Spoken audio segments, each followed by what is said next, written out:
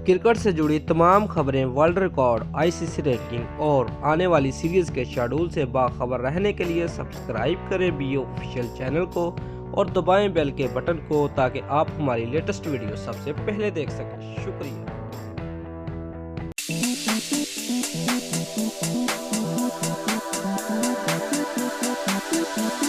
World Centurion test के दूसरे रोज जनूबी अफ्रीका की पूरी टीम अपनी पहली इनिंग्स में 223 रन बनाकर पवेलियन लूट गई है और उसे पाकिस्तान पर 42 रन की बढ़तरी हासिल हो गई है।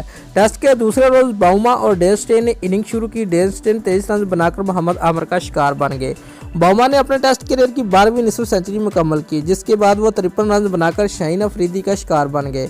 हसन अली ने 4 रन बनाने वाले कैशू महराज को एलपीडब्ल्यू आउट किया। कगैसू रबाड़ा और डी कॉक ने 9वीं विकेट के लिए 31 रन जोड़े, जिसके बाद रिबाड़ा 19 रन बनाकर शाहीन अफरीदी का चौथा शिकार बने। आमिर ने 45 रन बनाने वाले डी कॉक को आउट करके प्रोटीन टीम की बारी 223 रन पर समेट दी। पाकिस्तान के लिए आमिर और शाहीन अफरीदी ने 4-4, हसन अली ने 2 विकेटें ली। इससे कबल कौमी टीम के कप्तान सरफराज अहमद ने टॉस जीतकर पहले बैटिंग का फैसला किया तो इमाम उल हक और फखर जमान ने इनिंग का आगाज किया।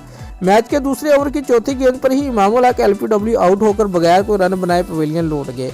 उन्हें कगैसू रबाड़ा ने आउट किया। इमाम उल हक ने कौमी टीम का एक रिव्यू भी जाया किया। फखर जमान भी 17 के मजबूरी स्कोर पर 12 रन बनाकर डैन स्टेन की गेंद पर कैच आउट हुए। शान मसूद को 19 रन पर डैन ओलिवर ने बोल्ड किया, जबकि असद शफीक 7 रन बनाकर ओलिवर की बॉल पर एलपीडब्ल्यू आउट हुए।